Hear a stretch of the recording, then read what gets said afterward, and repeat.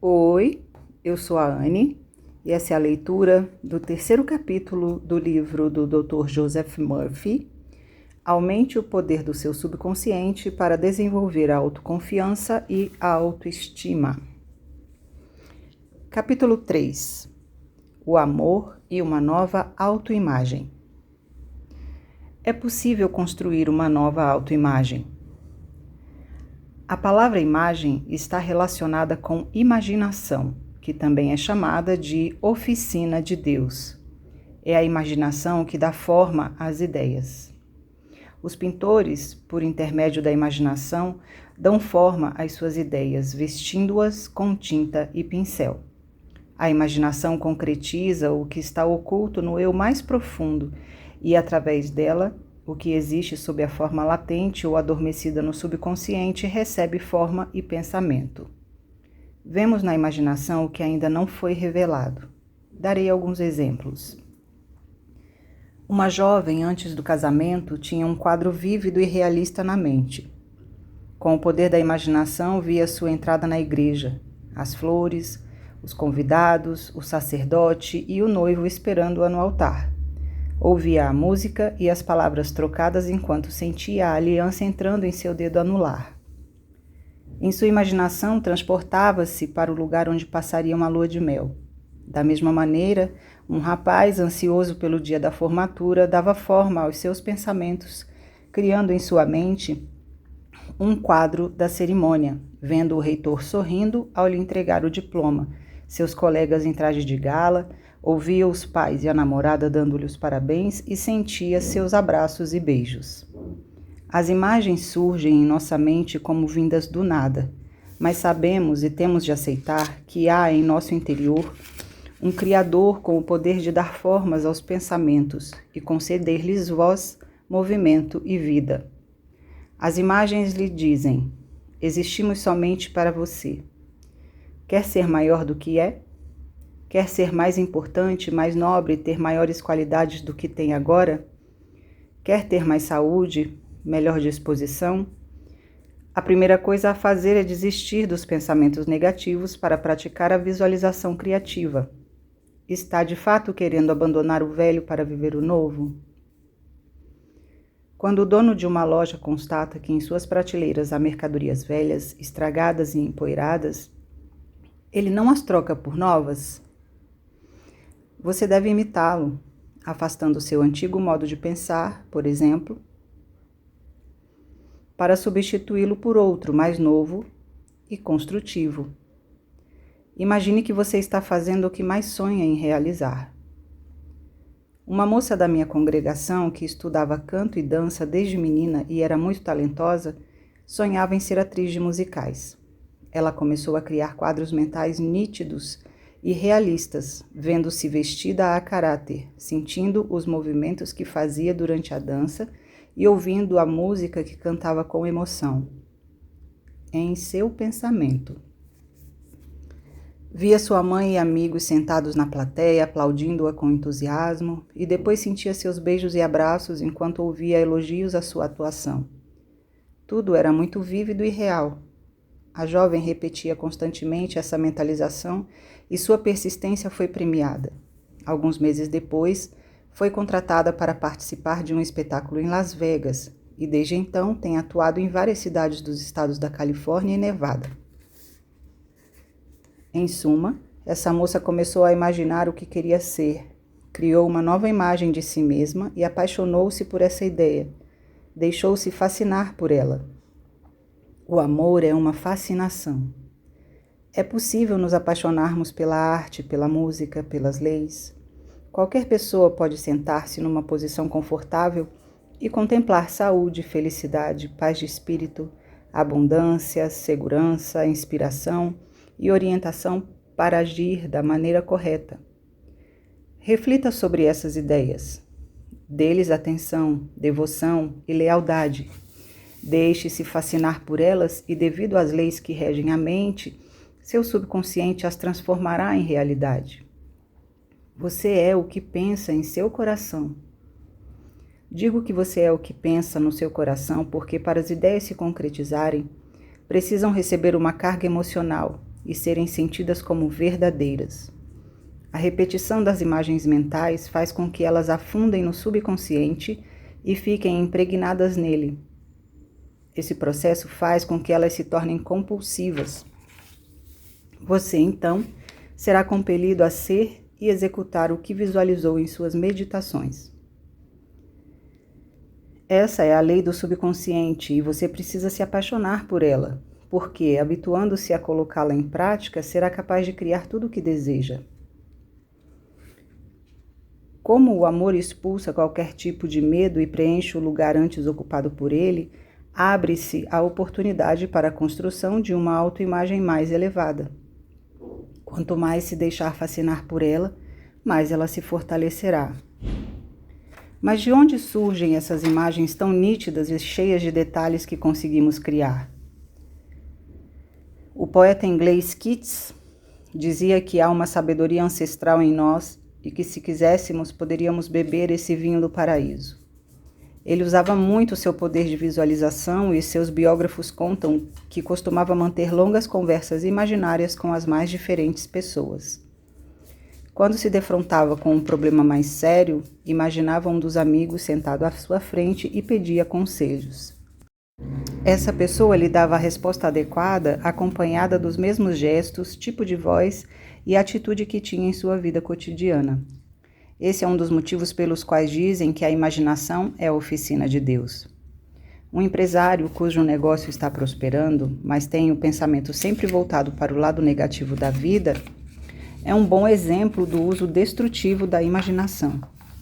Ao voltar para casa depois do expediente, ele se deixa levar pela preocupação e cria em sua mente um filme sobre o fracasso, vendo seus estoques diminuindo, as vendas caindo, a obrigação de pedir concordata e o subsequente fechamento da empresa. Todavia, quando dá abrigo a esses pensamentos, seu negócio continua em franco progresso e não há nada de verdade nesse filme mental. Em suma, o que ele tanto teme só existe em sua imaginação doentia. Entretanto, se continuar reforçando diariamente esse quadro mental de derrota, o fracasso ocorrerá. Cabe a ele escolher entre êxito e falência, mas o receio o faz estar com o pensamento fixo na pior hipótese. Na ciência da imaginação, a premissa mais importante é livrar-se das impurezas mentais, como medo, preocupação, diálogo interior destrutivo, autocondenação e tantas outras. Você precisa focalizar toda a atenção no desejo, no ideal, como fez a jovem que sonhava em ser uma atriz de sucesso. Recuse-se a ser desviado do seu propósito na vida. À medida que for absorvendo mentalmente a realidade do seu sonho, você irá se apaixonando por uma autoimagem mais elevada e se manterá fiel a ela. Assim verá seu desejo se tornar realidade. O livro de Josué diz: escolhei hoje a quem ireis servir. Que sua escolha seja: vou imaginar coisas belas e justas, tudo o que é nobre e maravilhoso, tudo o que puder me dar paz e melhor saúde, maior vitalidade e riqueza. Reflita sobre essas afirmações e convença-se de que são verdadeiras. Quando o desejo entra em conflito com a imaginação, esta sempre vence. Os alcoólatras sabem como ninguém que tentar largar um vício pela força de vontade resulta em um efeito contrário. Acabam bebendo mais ainda, porque ao rezar ou torcer para se manterem sóbrios, ficam pensando na bebida, em copos, garrafas e bares, porque são essas as imagens que estão em sua mente. Entretanto, os que realmente se livraram do alcoolismo focalizaram sua atenção na paz de espírito, sobriedade e divindade, na conscientização de que havia uma força todo-poderosa lhes dando sustentação. Nunca tente se livrar de um vício pela força de vontade, porque cada ideia, cada desejo tem a sua própria dinâmica, seu funcionamento particular. Na natureza, uma semente gera plantas da sua própria espécie. Quanto mais um viciado pensa em abandonar seu mau hábito, mais está reforçando a compulsão, porque o subconsciente aumenta e multiplica aquilo que você dá atenção. Se continuar pensando em uma determinada coisa, você será compelido a concretizá-la em sua vida. Imagine-se equilibrado, sereno, calmo, relaxado, fazendo o que gosta de fazer. Conheci um advogado de Nova York que era alcoólatra e terminou na sarjeta. Tornou-se praticamente um homem de rua e peregrinava pelos bairros à procura de bebida barata. Tive a oportunidade de conversar com ele e percebi que desejava sinceramente se livrar do vício. Ensinei-o a imaginar que estava novamente no seu escritório, bem barbeado e vestido com apuro, e no tribunal diante de um juiz defendendo um cliente. Deveria passar esse pequeno filme em sua imaginação enquanto pensava: isso é o que eu desejo. Quero exercer minha profissão, quero dar o melhor de mim aos meus clientes. Ele não pensava apenas. E ele não apenas via o filme, mas se esforçava para viver as situações, sentindo a textura da madeira na sua escrivaninha, o tecido do terno elegante contra o seu corpo, ouvindo as palavras do juiz e vendo as expressões dos jurados. Quando vinha a tentação de beber ou os tremores da abstenção, ele imediatamente passava o filme na sua imaginação. Repetiu muitas e muitas vezes esse exercício de visualização até essas imagens penetrarem no seu subconsciente, até ele assumir o controle e compeli-lo a alcançar a sobriedade e a paz de espírito. Não estou falando a respeito de devaneios ou sobre sonhar acordado. É preciso ter confiança no que você está fazendo e no porquê está fazendo. Então virão os resultados. Você pode olhar para uma montanha e admirar sua beleza. Se alguém convidá-lo para subir até o seu cume e você disser: "Oh não, jamais conseguirei ir até lá. Sou velho demais para essas aventuras." Nunca conseguirá ver a beleza de perto. Mas, ao contemplar a montanha, vendo-se percorrer a trilha que vai até o topo, dizendo: "Vou chegar até o pico", você subirá até lá, porque decidiu trabalhar mentalmente para atingir esse objetivo. Não se trata de fantasia, porque terá de confiar no que está fazendo e no porquê está fazendo. Essa atitude é que lhe trará os resultados. Apesar do que está sentindo no momento, de algum impedimento físico ou mental, do pensamento que é um fracassado, insista em se ver desempenhando com extrema competência a tarefa que se programou para realizar. Discipline sua mente, expulse a visualização negativa. Dirija toda a sua atenção à realização do seu desejo. Enfronhe-se no papel de ser o que pretende, mesmo que em termos conscientes você não tenha inclinação para tal. Repita, repita e repita os movimentos como você fez quando aprendeu a andar, a jogar bola ou a nadar. Com a repetição, o subconsciente assimila esse modelo e ele acaba se tornando uma segunda natureza, a reação da mente profunda aos seus pensamentos e atos conscientes. A resposta passará a ser automática. Faça com que a realização dos seus desejos torne-se parte de sua vida. Sim, você tem de se imaginar desempenhando um papel no teatro da vida e o poder maior o sustentará, porque essa é a lei da mente. Há algum tempo fui a Reno, a pedido de um casal que estava à beira do divórcio depois de 20 anos de matrimônio. Ao conversar separadamente com eles, percebi que a mulher tinha o hábito de menosprezar o marido. E ela admitiu que costumava discutir em termos grosseiros com ele, mesmo quando estavam em restaurantes ou festas, acusando-o de ser infiel, o que, segundo soube pelo marido, era pura imaginação dela. A mulher era extremamente ciumenta e colérica, mas recusava-se a admitir que podia ser a responsável pelo conflito matrimonial. O marido, por sua vez, era calado, passivo, subserviente e aceitava o mau humor e tirania da esposa. Acho que qualquer um chegaria à conclusão de que o homem que suporta esse tipo de comportamento é doente. Sim, é verdade. Esse homem era um verdadeiro capacho. Estamos neste mundo para reivindicar nossos direitos, privilégios e prerrogativas. Devemos defender o que é verdadeiro e dizer sim à vida, dizer sim a ideias capazes de curar, abençoar, inspirar e elevar. Ninguém tem de aceitar atitudes erradas ou ser espezinhado por qualquer outra criatura. Precisamos aprender a dizer não às mentiras da vida e recusar-nos terminantemente a aceitá-las. Conversando com a mulher, descobri que ela viera de um lar em que a mãe era a figura dominante e que maltratava e traía o marido. Minha mãe era uma mulher sem moral, contou. Ela era cruel, relaxada. Meu pai sempre foi um perfeito idiota, não levava nada a sério e fechava os olhos para todas as maldades que ela cometia. Era totalmente submisso. Passei a explicar-lhe o porquê do seu comportamento. Existe um velho ditado que diz: a explicação é a cura. Para começar, ela jamais recebera sinais de afeto quando era criança e tive a impressão de que a mãe sentia ciúmes dela e a fazia se sentir indesejada e inferior. Até se tornar adulta, ela estivera construindo defesas contra a possibilidade de ser magoada. Depois do casamento, surgiu o ciúme, fruto do medo, insegurança e inferioridade. Eu a fiz ver que seu problema básico era a recusa em dar amor e simpatia. O marido, com o passar dos anos, desenvolvera úlceras estomacais e pressão alta, problemas obviamente causados pela raiva reprimida e profundo ressentimento por ser maltratado. Todavia, ele era um sujeito tão submisso que nunca reclamava e que suportava o caos em seu lar havia quase 20 anos. Seria muito mais honrado e decente pôr fim numa mentira do que mantê-la, que é viver em confusão, rancor e hostilidade, que geram o caos, a doença, a pobreza e tudo de ruim que poderia se imaginar. Não havia amor naquela casa, e onde não existe amor, não existe nada. Um casamento em que não há consideração, bondade, respeito e compreensão é uma farsa, uma palhaçada, uma situação absolutamente falsa.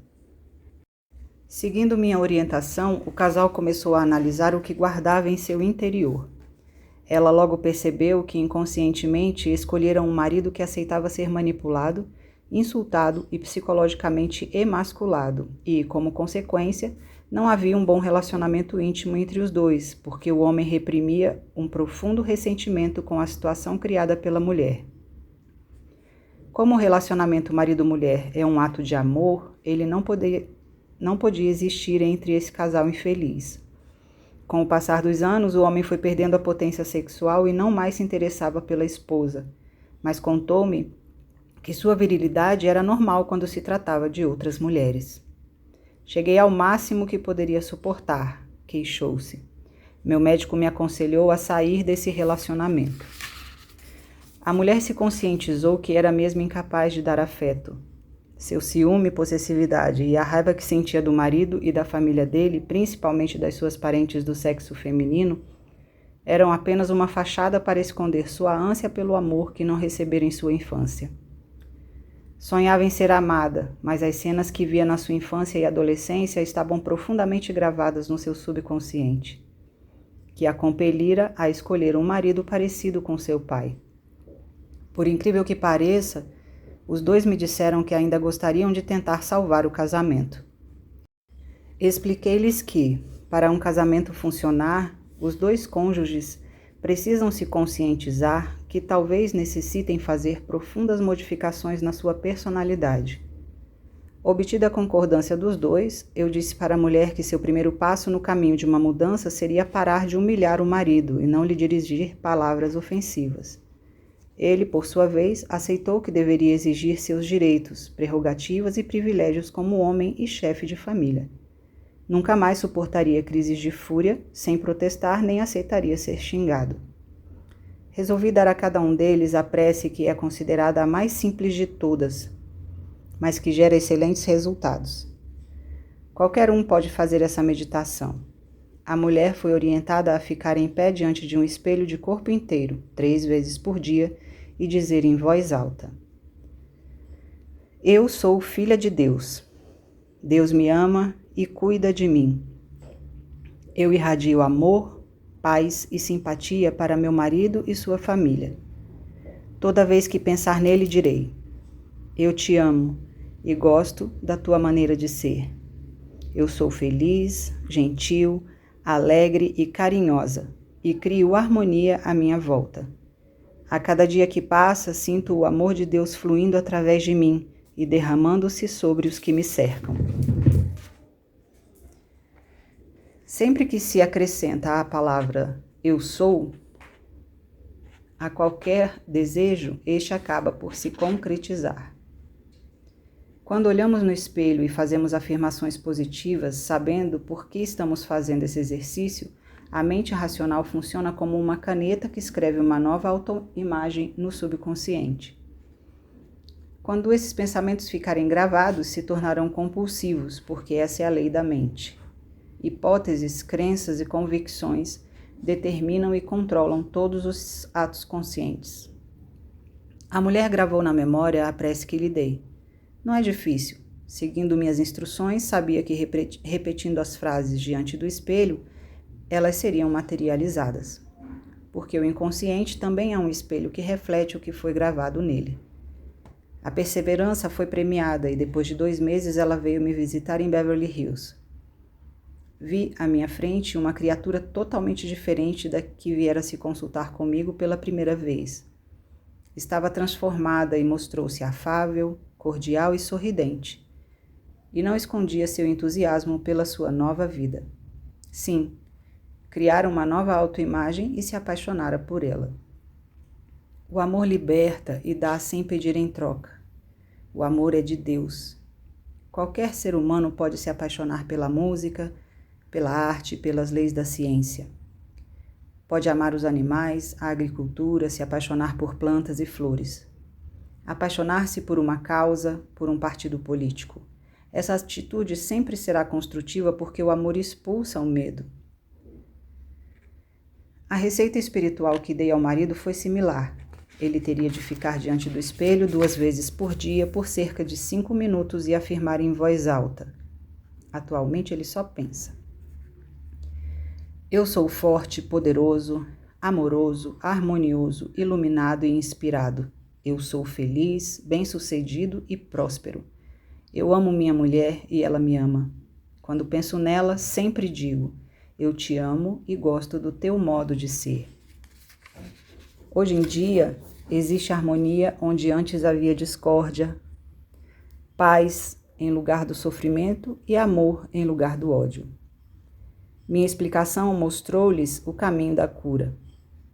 É impossível alguém ficar diante do espelho e fazer afirmações positivas sem obter resultados, porque as palavras estão sendo escritas no subconsciente e ficarão profundamente gravadas se houver uma repetição habitual. As sementes geram frutos da sua própria espécie. A lei da natureza determina que uma semente de maçã tem de dar origem a uma macieira. As leis da mente determinam que a imagem que fazemos de nós mesmos seja reproduzida na tela do espaço, isto é, em nossa vida. Esse homem me contou que quando começou a fazer as afirmações, sentia que estava sendo hipócrita. Mas pouco a pouco, e com a constante repetição, entendeu que as verdades ficariam profundamente gravadas no seu subconsciente e se concretizariam na vida real.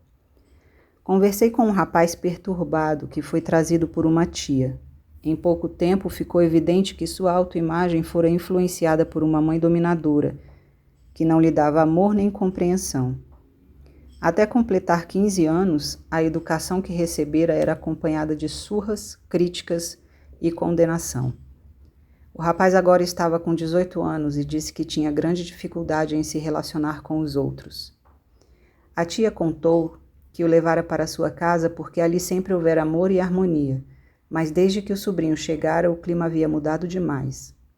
Ele se indispunha com todos e criava discórdia. Em sua opinião, o rapaz sentia raiva e inveja dos primos por terem pais carinhosos e um lar estável. Expliquei a eles que a atitude belicosa era apenas um mecanismo de defesa que fazia o jovem rejeitar pessoas cordiais e bondosas. Sua personalidade fora construída pelas experiências traumáticas da infância.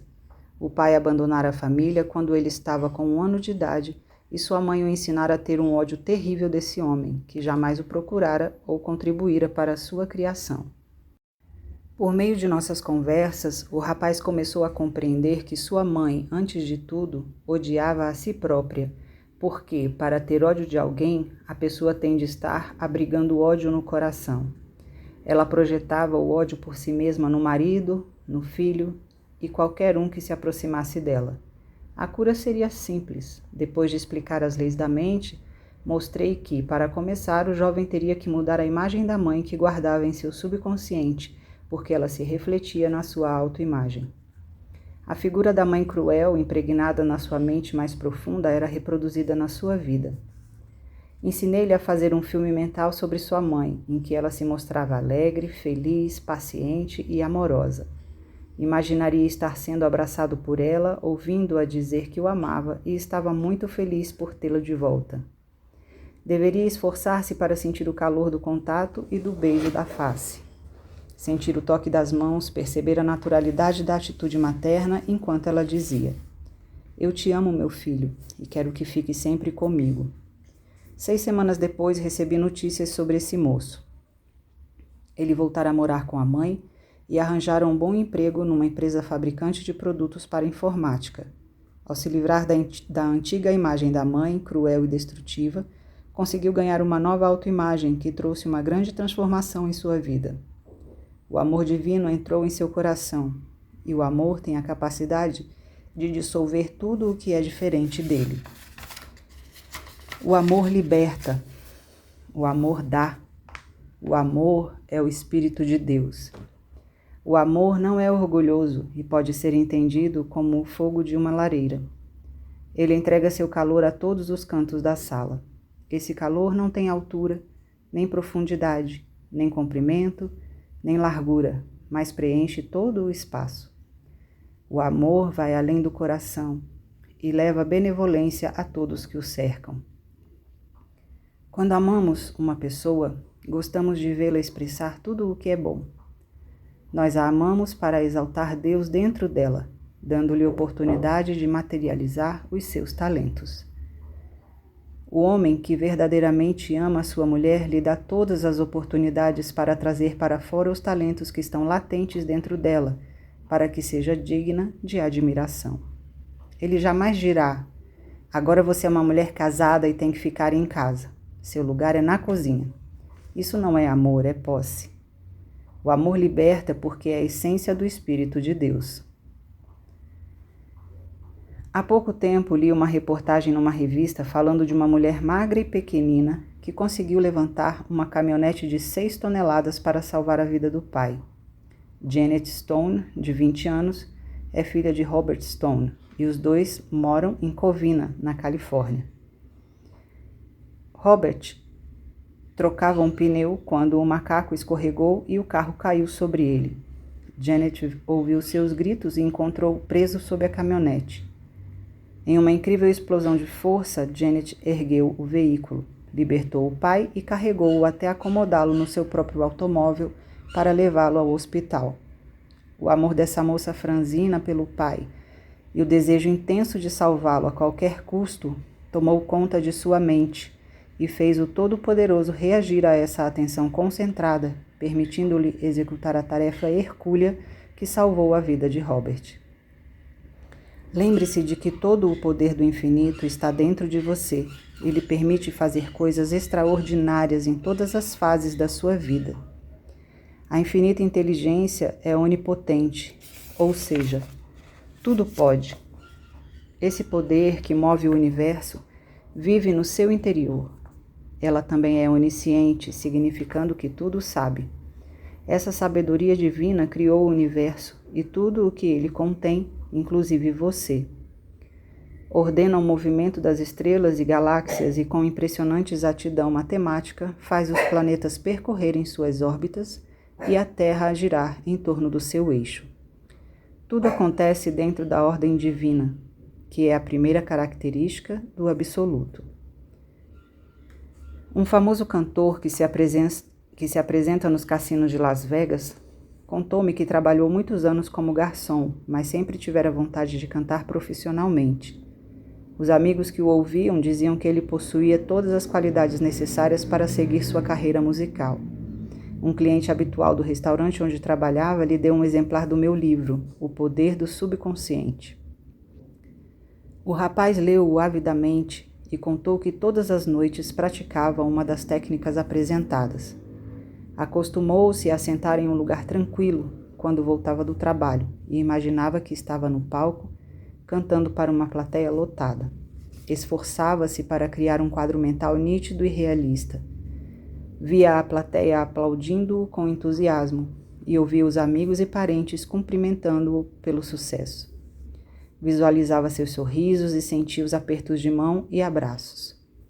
Cerca de 3 semanas depois do início dessa prática, uma porta se abriu para ele, dando-lhe a oportunidade de vivenciar objetivamente o que estiver imaginando e sentindo subjetivamente. Quando passou a se identificar com uma autoimagem mais elevada, seu subconsciente respondeu e o desejo mais profundo de sua vida se tornou realidade. Anos atrás, visitei um empresário internado em um hospital. Sofria por causa de uma grave crise de herpes, que lhe causava muita dor. Além disso, estava se recuperando de um infarto.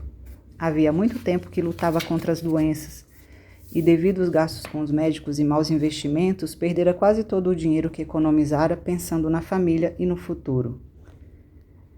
Para piorar ainda mais a situação, tinha um medo enorme de morrer. Eu sabia que ele amava profundamente sua filha única, na época com 15 anos. Sua esposa morrera no parto e ele era pai e mãe ao mesmo tempo.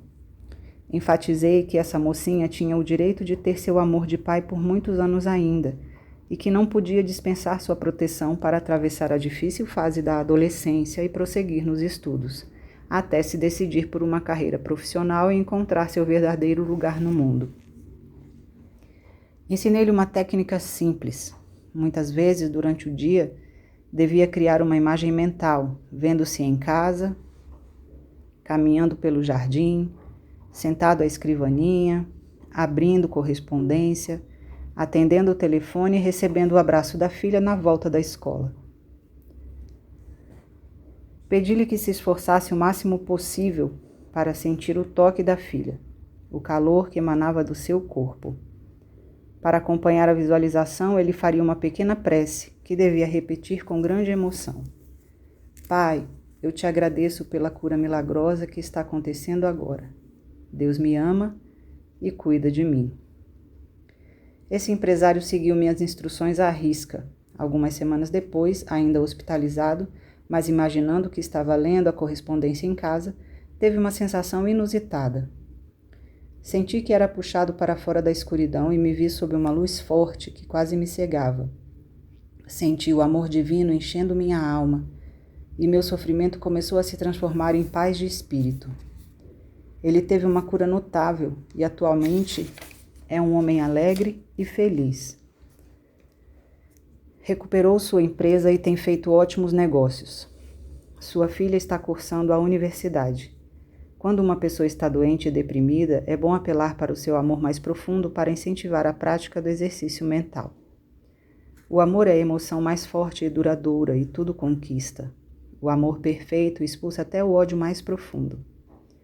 Um homem me contou que seu médico o proibira de fumar, porque o cigarro estava interferindo em sua pressão sanguínea e prejudicando o seu coração. Ele então começou a pensar em todas as vantagens da longevidade, paz de espírito, melhor discernimento e saúde. Imaginava o médico cumprimentando-o pela ótima saúde e elogiando sua tranquilidade. Depois passou a dizer a si próprio, vou me livrar desse hábito, e a enumerar as vantagens que teria com essa decisão. Decreto que estou livre do vício agora mesmo. Tenho paz de espírito, serenidade, tranquilidade e uma saúde perfeita. Pensadores e cientistas atualmente ensinam que quando uma pessoa decreta que tomará uma certa atitude, ela se tornará realidade. Quando você decide fazer algo sincero no seu pensamento, se a decisão for irrevogável, o subconsciente aceitará a gravação da ideia. O fumante repetia o quadro mental que criou 2 vezes por dia, de manhã e à noite. O médico o examinava e dizia, você está muito bem, seu coração é perfeito, a pressão se normalizou, sua saúde é ótima. Com a repetição das afirmações e da visualização do quadro mental, ele estava impregnado em seu subconsciente com a ideia de liberdade, paz de espírito e perfeita saúde. Ele praticou esse método por algumas semanas e perdeu todo o desejo de fumar. É assim que o subconsciente funciona. Feita a gravação, o subconsciente torna-se compulsivo, e praticamente obriga a pessoa a tomar atitudes que farão o desejo se concretizar. Esse impulso é tão forte que, no caso do fumante, suplantou a ânsia pelo cigarro. Depois de algum tempo, o homem voltou ao médico e ouviu-o dizer exatamente o que estivera contemplando em suas meditações. Como é no interior, é no exterior, em cima como embaixo, assim na terra como no céu, que significa a mente. Comece a pensar de maneira construtiva e harmoniosa. Pensar é falar. Seu pensamento é sua palavra. Que suas palavras sejam, como diz a Bíblia, como maçãs de ouro e doces como mel. O futuro é o presente crescido, é a palavra ou o pensamento concretizado. Você está imaginando sucesso e felicidade? Se pretende viajar, já está imaginando dias ensolarados e cheios de alegria? Quanto à viagem em si, já se deu conta de que o avião é a ideia de Deus indo de um ponto a outro com rapidez e conforto? Diga, o piloto é uma criação de Deus. Ele é iluminado e inspirado, é divinamente orientado. O amor vai à frente do avião para que seu voo seja perfeito. O amor de Deus envolve todo o avião e a sua presença satura as mentes e os corações de todos os passageiros. Deus controla todas as vias, tanto as do céu como as da terra, e se torna perfeitamente seguras. Com essa prece, você já está se apaixonando pela sua viagem. Você deixou-se fascinar por um novo quadro mental, apaixonou-se pela verdade. Por isso fará uma viagem excelente, porque está vendo-a mentalmente, está decretando que tudo correrá às mil maravilhas. É algo muito real, muito vívido. Você está vivenciando sua jornada em sua mente. Suas palavras, imagens e pensamentos são belos e doces. Como está o seu diálogo interior neste momento? Os pensamentos concordam entre si ou são conflitantes? Talvez você esteja dizendo em silêncio: a viagem, sem dúvida, é bonita, mas não tenho tanto dinheiro como Mary. Tentei cortar alguns gastos, mas não deu certo. Também estou velha demais para esse tipo de excursão. Vou ficar com as pernas inchadas de tanto andar. Só de pensar nas horas que passaremos nos aeroportos, sinto vontade de desistir. Perceba que suas palavras não são doces como o mel. Coma mel, disse Samuel. Na Bíblia, mel significa sabedoria, e a sabedoria é a consciência da presença e do poder de Deus dentro de você. Comer a sabedoria é meditar, absorver, ingerir e digerir as verdades. Palavras insípidas não têm poder para elevar seu espírito ou servir de inspiração. Jamais esqueça da importância do diálogo interior, a conversa que você tem consigo mesmo quando está sozinho, sentado ou com a cabeça no travesseiro, porque esses pensamentos sempre acabam se materializando. Que as palavras da minha boca e as meditações de meu coração sejam aceitáveis aos vossos olhos, ó Senhor, minha força e redenção. Seu diálogo interior mostra o modo como você está se sentindo por dentro, e o seu interior se reflete no exterior. Seus pensamentos são doces? Seu diálogo interior o emociona, o eleva e o faz feliz? Que sua conversa interna o sustente e fortaleça. Decrete agora mesmo, falando com sincera emoção: a partir deste instante, só deixarei permanecer em minha mente ideias e pensamentos que curam, abençoam, inspiram, fortalecem, elevam e dignificam a minha alma. Se estiver hospitalizado, imagine-se em sua casa, cercado pela família e levando uma vida normal, agindo como de hábito. Como se comporta um jogador de futebol que operou o tornozelo e está preso a uma cama de hospital? Qual seria seu quadro mental? É lógico que ele se vê de volta ao campo, chutando a bola. Se não fosse assim, ele jamais recuperaria da cirurgia. O que aconteceria se uma pessoa hospitalizada que ficasse repetindo: minha vida acabou, estou cheio de tantos remédios e exames, nunca mais sairei daqui. Meu problema deve ser muito maior que o que me contaram. É óbvio que ela demoraria muito mais para receber alta. A imaginação é a oficina de Deus e deve ser vista como um facho de luz em um mundo de trevas. A imaginação representa o desejo, é um quadro mental que mostra o desejo realizado. Suas palavras, emoções e pensamentos silenciosos precisam estar sintonizados com o que você está querendo, porque emoção e desejos se juntam em um casamento mental e gerarão a resposta para a sua prece. Que suas palavras sejam doces ao ouvido. Ao que você está dando ouvidos neste momento? Em que está prestando atenção? O que você ficou ouvindo pouco antes de ir dormir? Notícias sobre assaltos, assassinatos e outros tipos de crime? Com que está poluindo a mente antes de se deitar? Comece a mudar seus hábitos agora mesmo. Por que não ler um trecho da Bíblia ou outro livro inspirador? Por que não cantar uma música de louvor ao Senhor? Encha sua mente de verdades eternas e adormeça com o sorriso de quem sabe que está sendo velado por Deus. Em que você tem prestado atenção? Lembre-se de que tudo que é alvo da sua atenção cresce, amplia-se e multiplica na sua vida, seja bom ou mal. A fé é fortalecida pela audição de grandes verdades. Preste atenção a elas, preste atenção à voz do Absoluto. Qual é a língua que ele fala? Não é a língua de qualquer nação ou cultura, mas a linguagem universal, feita de sensações de amor, paz, harmonia, fé, confiança e benevolência.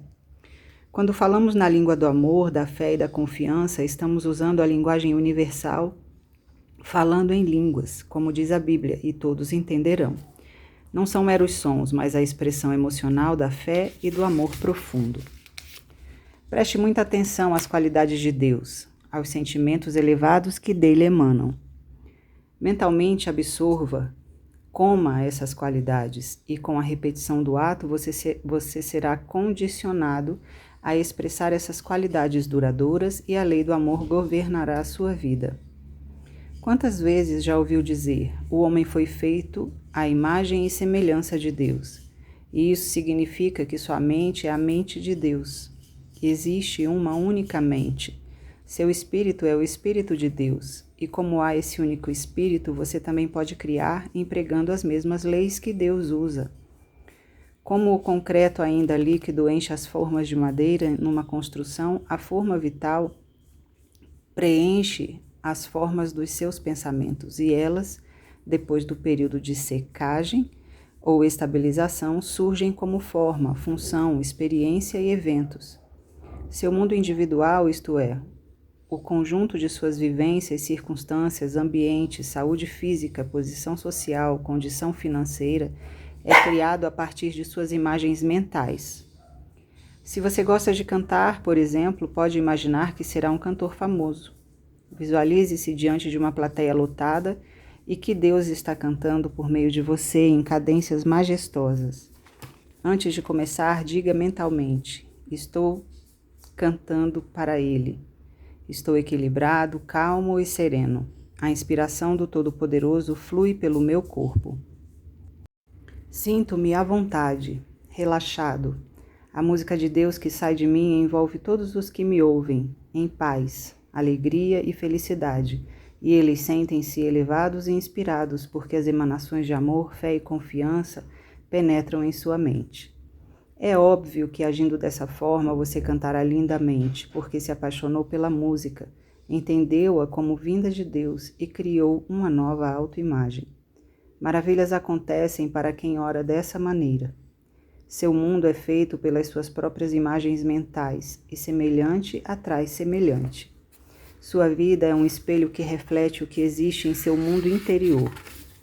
Portanto, se você acredita que é perseguido pelas forças do mal, pelo azar ou por algum demônio, se imagina que os acontecimentos cotidianos são causados por conjunções de astros e estrelas, pelo karma ou são influenciados por vidas passadas, estará colocando-o em sua existência. Na verdade, o único pecado que existe é a ignorância. O sofrimento não é castigo de Deus, mas o resultado do mau uso da lei da mente. Volte para a verdade única e convença-se de que há um único poder e que ele age por meio dos pensamentos e das imagens da sua mente. Os problemas, atribulações e lutas acontecem quando nos afastamos de Deus para seguir os falsos deuses do medo e do erro. Temos de voltar para o centro de tudo, a presença divina dentro de nós. Afirme agora a soberania e a autoridade do poder espiritual que habita em você, que é o princípio de toda a vida. Clame por orientação, força, nutrição espiritual e paz, e o poder responderá de acordo. Agora vou explicar com mais detalhes como você pode transmitir uma ideia ou imagem mental para o subconsciente. A mente racional é pessoal e seletiva, e escolhe, seleciona, pesa, analisa, disseca e investiga. Ela é capaz de fazer raciocínios indutivos ou dedutivos. A mente subjetiva ou subconsciente atende às ordens da mente racional sem discutir. Poderia ser chamada de servo da mente consciente, porque obedece todas as suas ordens sem contestá-las. O pensamento consciente tem poder, e por trás dele está a mente racional. Os pensamentos focalizados atingem a mente subconsciente, mas precisam ter um certo grau de intensidade para criar uma gravação nela. A intensidade é conseguida por meio da concentração, que, por sua vez, é o ato de voltar-se para o seu interior e contemplar o infinito poder que habita em você. Para se concentrar adequadamente, você deve imobilizar as rodas da mente consciente e entrar em um estado mental de tranquilidade e relaxamento. Na concentração, você junta seus pensamentos e focaliza toda a atenção em um ideal, meta ou objetivo. O funcionamento da atenção focalizada é bastante similar ao que acontece quando você usa uma lente para concentrar os raios de sol em um determinado ponto. Esse procedimento lhe mostra a diferença entre as vibrações dispersas do calor do sol e as que emanam de um ponto central. Você pode até dirigir os raios que saem da lente para queimar alguma coisa, um pedaço de algodão, por exemplo. Quando a atenção é focalizada numa imagem mental, ela adquire uma intensidade similar e é criada uma profunda e duradoura impressão no material sensível da mente subconsciente. Talvez seja necessário repetir o processo por muitas vezes antes de se formar uma impressão, mas o segredo da gravação no subconsciente é a imaginação contínua, sustentada. Quando o medo ou a preocupação surgirem ao longo do dia, você deve imediatamente voltar a visualização ao mesmo quadro, sabendo que está colocando em prática uma lei psicológica que atua a seu favor na escuridão da mente subjetiva. Essa atitude corresponde a regar e colocar fertilizante em uma semente para acelerar sua germinação. A mente consciente é a ignição, o subconsciente é o motor. Para um veículo andar, você precisa ligar a ignição para o motor começar a funcionar e daí em diante, ele continua sozinho. Usando uma outra metáfora, o consciente é o dínamo que ativa o funcionamento do seu subconsciente. O primeiro passo no processo de levar seu desejo, ideia ou imagem para a mente mais profunda é relaxar, calar e imobilizar a atenção. A atitude tranquila e pacífica da mente impede que pensamentos falsos ou sem importância interfiram na absorção mental da ideia. Ela também faz com que o esforço despendido nessa transmissão seja mínimo. A prece é um esforço sem força, nela não há coação. Quando se tenta forçar ou coagir a realização de um desejo, o resultado é o oposto do pretendido. Eu costumo chamar esse fenômeno de desejo do esforço reverso. O segundo passo é começar a imaginar a realidade do que você deseja. Uma moça, Louise, aplicou esse princípio para conseguir o trabalho que desejava. Tinha uma boa experiência como secretária, mas sonhava em atuar na área médica. Aproveitando as horas de folga, fez vários cursos sobre administração hospitalar e assistência médica. Com os diplomas na mão, começou a enviar seu currículo para médicos e clínicas de saúde, mas a resposta era sempre negativa, sob a alegação de falta de experiência. Mas Luísa estava decidida a atingir sua meta e recorreu às meditações. Todas as noites e várias vezes durante o dia, ela se imaginava no consultório de um médico, ajudando-o a cuidar da documentação e contabilidade. Também se via ao lado do médico enquanto ele examinava os pacientes. Antes da entrevista que havia marcado, começou a repetir as seguintes afirmações: vou conseguir esse emprego. Posso não ter experiência anterior, mas sei que sou capaz. Tenho um bom conhecimento sobre o assunto e estou disposta a trabalhar duro para ser assistente médica. Quando foi perguntada sobre sua experiência no ramo, Louise falou: posso não ter experiência no campo da medicina, mas fui bem-sucedida em todos os meus empregos anteriores e muitas vezes tive que lidar com assuntos que não conhecia. Estudei com afinco para me preparar para uma carreira nesse campo e estou decidida a ser a melhor assistente médica que o senhor poderá contratar.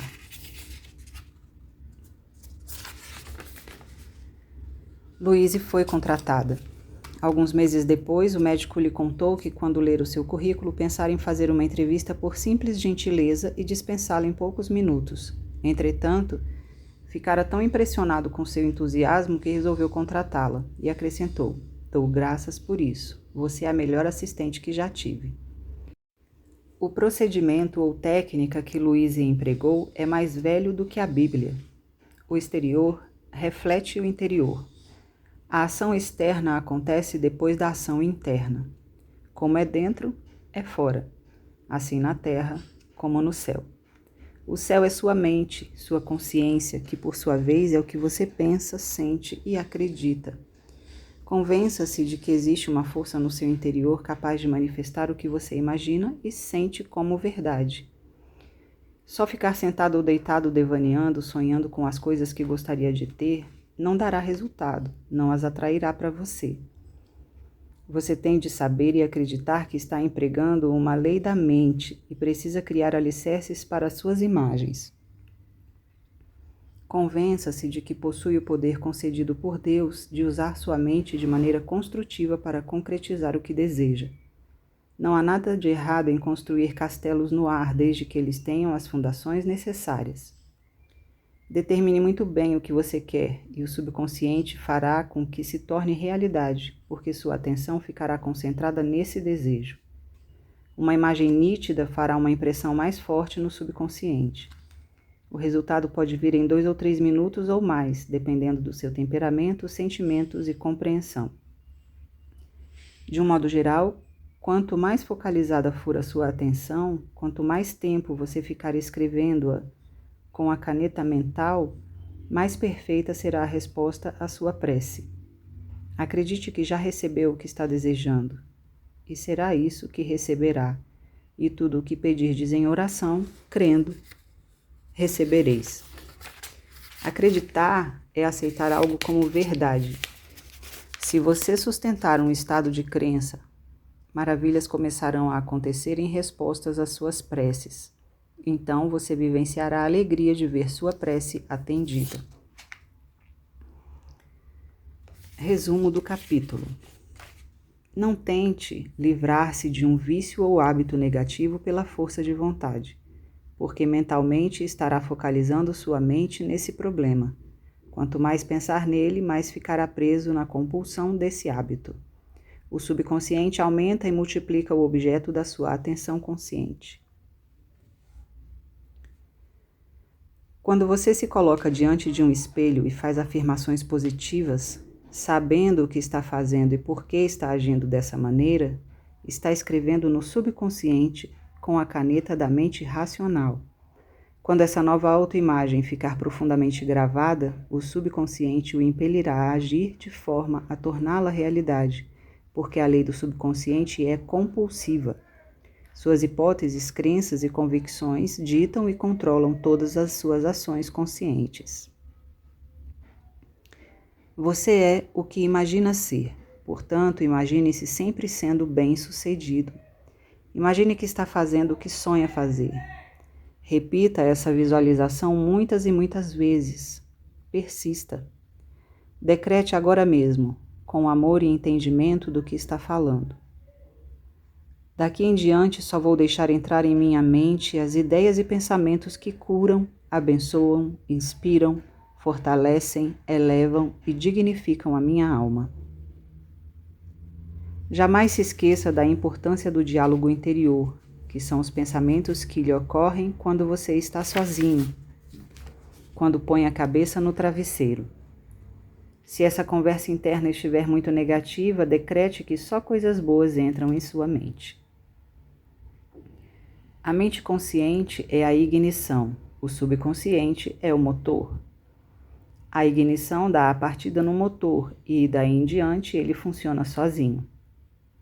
A mente racional é um dínamo que ativa o poder do subconsciente.